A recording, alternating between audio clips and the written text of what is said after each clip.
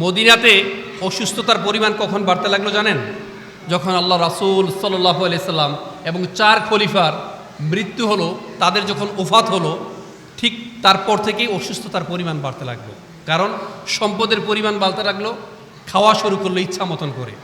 আপনি আজকে সৌদি আরব যান, বিশেষ করে 14টা আরব কান্ট্রিতে যান, মানে মারাত্মক রিপোর্ট চলে আসছে। যেই পরিমাণ খাবার এই আরব বিশ্বে ব্যয় করে, এই খাবার যদি শুধুমাত্র একসাথে করা হতো, আমাদের দেশের মতো একটা দেশ সমস্ত জনগণ মিলে পুরো 1 বছর খাবার খেতে পারত। রান্না করা আস্ত একটি উট নিয়ে খেতে বসে যাওয়া সৌদি আরবিয়ানদের ঐতিহ্যগত খাদ্যাভ্যাস। নিজেরা পুরোটা শেষ করতে না পারলে বাকিটুকু হয় অপচয়।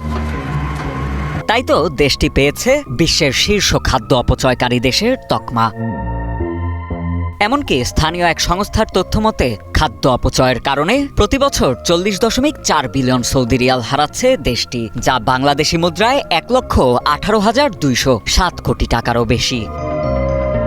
সেখানে প্রতিবছর এমন বিপুল পরিমাণ খাদ্য অপচয়ে হতবাক বিশ্ববাসী। সম্প্রতি জাতিসংঘের খাদ্য অপচয় কর্মসূচির একটি প্রতিবেদনে উঠে আসে, বিশ্বে বছরব্যাপী যে পরিমাণ খাদ্য অপচয় হয় তার অর্ধেক একাই অপচয় করে সৌদি আরব। এত আমরা অপচয় করি ভাই। ওয়াস্ট নট ওয়ান্ট নট, অপচয় করবেন না, শয়তানের ভাই হবেন না, অভাবী হবেন না। একটা মানুষ বেঁচে থাকতে হলে অনেক ভুরি বুঝের দরকার হয় না, অনেক বেশি পরিমাণ খেতে হয় না। নবী মুহাম্মদ সাল্লাল্লাহু আলাইহি সাল্লাম বলেছেন, এই মেরুদণ্ডকে সোজা রাখতে কয়েক লোকমা খাবারই যথেষ্ট। আল্লাহ রাসূল সাল্লাল্লাহু আলাইহি সাল্লাম খাবার দিয়ে এবং পানি দিয়ে পাকস্থলীকে পরিপূর্ণ করতে কখনোই পছন্দ করতেন না। আমাদের এই যে পাকস্থলীটা সবচেয়ে খারাপ হয় কখন জানেন? এই পাকস্থলী এমন এক পাত্র, এটা সবচেয়ে বেশি খারাপ হয় যখন আপনি খাবার দ্বারা এই পাকস্থলীকে ফুলফিল করে ফেলবেন।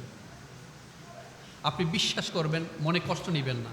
আমরা এত বেশি পেঁয়াজু খাই, আলুর চপ খাই, শক্ত খাবার খাই, অথচ আল্লাহ আপনাকে বলেছেন সুস্থ থাকার জন্য। সূরা তহার 81 নং আয়াতে আল্লাহ সুবহানাহু ওয়া তাআলা খুব চমৎকার করে বলেছেন এবং পরে একটা ধমক দিয়েছেন, কুলু মিন তাইয়্যিবাতি মা রাযাকনাকুম। অর্থাৎ আমি তোমাদেরকে যে জীবন উপকরণ দিয়েছি, যে পবিত্র খাবার দিয়েছি, তা থেকে তোমরা খাবার গ্রহণ করো। তবে সাবধান, খাবার নিয়ে বাড়াবাড়ি করো না।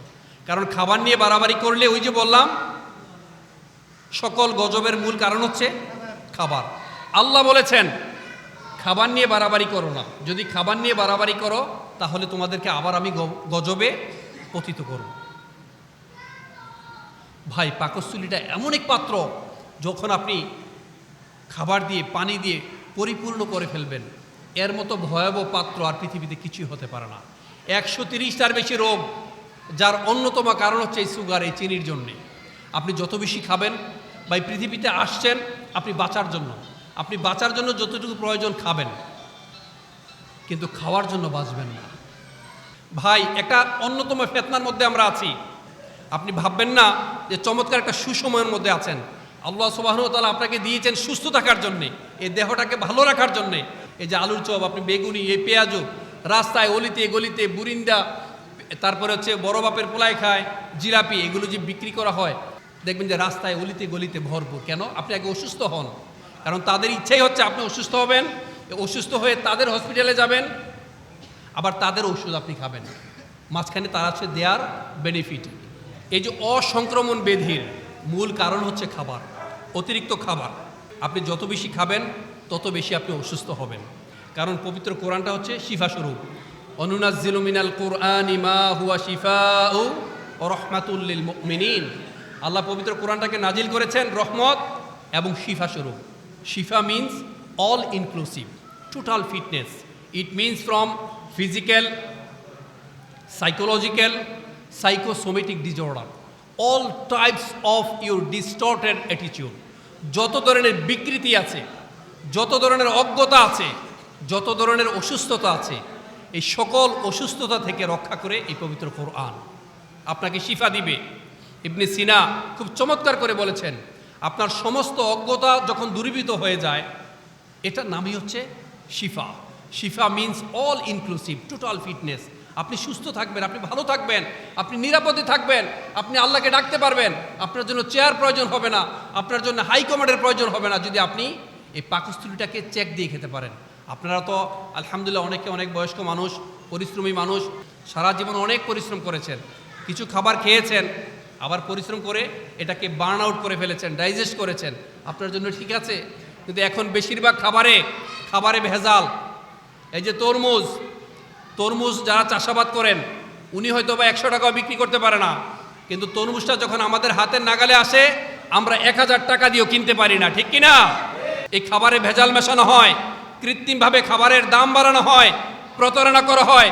নবী মুহাম্মদ সাল্লাল্লাহু আলাইহি সাল্লাম বলেছেন, মান গশানা ফালাইসা মিন্না, the person who deceives us he is not among আস।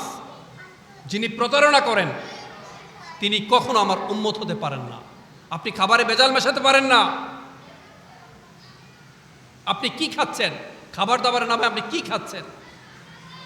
তাই ভাই, পবিত্র কোরআন এসেছে আপনাকে সুস্থ রাখার জন্য, জান্নাতের পাশাপাশি দুনিয়াতে সম্মানিত করার পাশাপাশি আপনাকে সুস্থ রাখার জন্য, আপনাকে ভালো রাখার জন্য, আপনাকে নিরাপদে রাখার জন্য, যেন আপনি নেক হায়াত পান, আল্লাহকে বেশি বেশি দিন ডাকতে পারেন, আল্লাহকে স্মরণ করতে পারেন। এখন থেকে আমরা চিনি, সাদা চাল এবং সাদা আটা বাদ দিতে পারবো তো? জোরে বলতে হবে, পারবো? সকল ফরম্যাটের চিনিটাকে বাদ দিবেন। আদর করে ছোট বাচ্চাদেরকে চিনি খাওয়াবেন না, গুড় খাওয়াবেন, মধু খাওয়াবেন, খেজুর খাওয়াবেন, আখের রস খাওয়াবেন, কিন্তু রিফাইন্ড সুগার খাওয়াবেন না।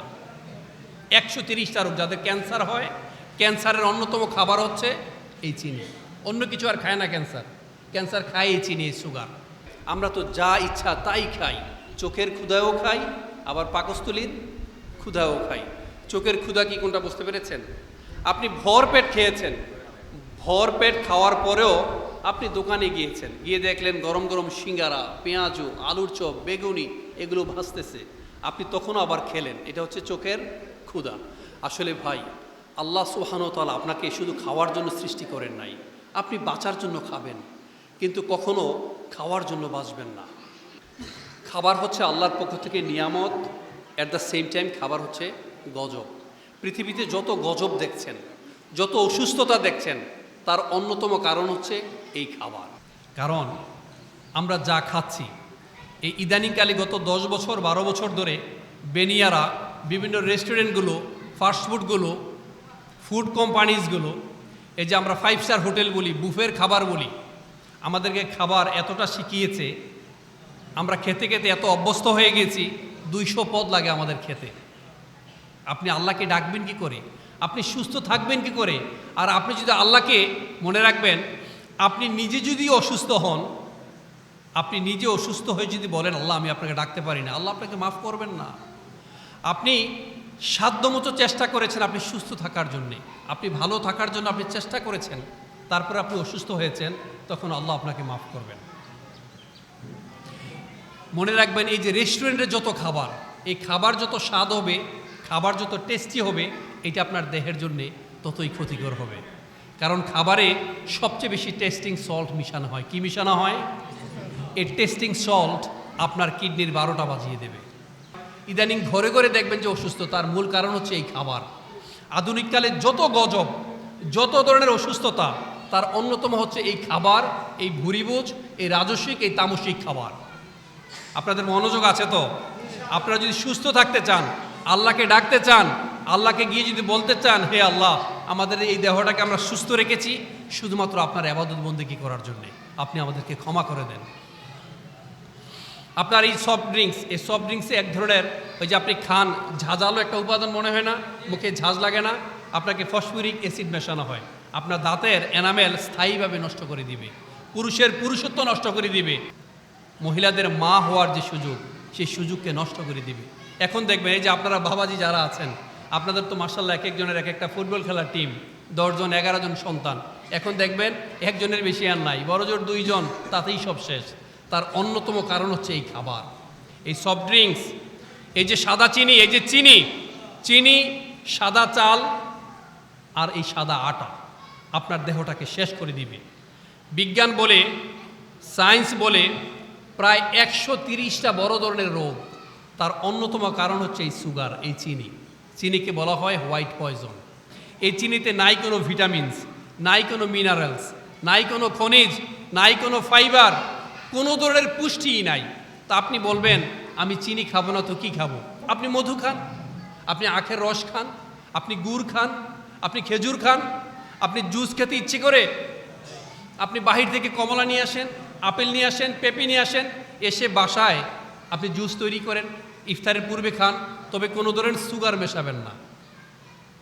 এই যে আমাদের পাকস্থলী, পাকস্থলীতে আমরা আসলে অনেকে জানি না।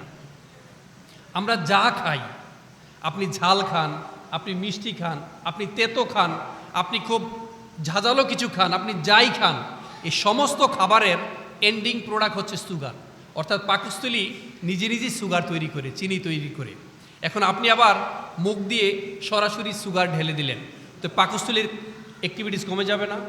বিশেষ করে এই খাবারটাকে ডাইজেস্ট করার জন্যে আপনার যে প্যানক্রিয়াস, যে অগ্নাশয় আছে, এই অগ্নাশয় থেকে টপ টপ টপ টপ করে ইনসুলিন সিক্রেশন হয়, ইনসুলেন্স নিগ্রত হয়, এই ইনসুলেন্স সিক্রেশন হয়। এই ইনসুলেন্স এসে আপনার পাকস্থলীর সমস্ত খাবারটাকে আস্তে আস্তে হজম করে।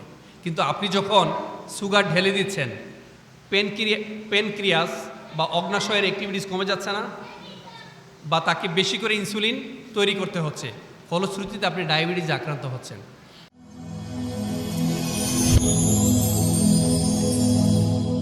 Rose TV 24. Enjoy by listening to the Holy Quran.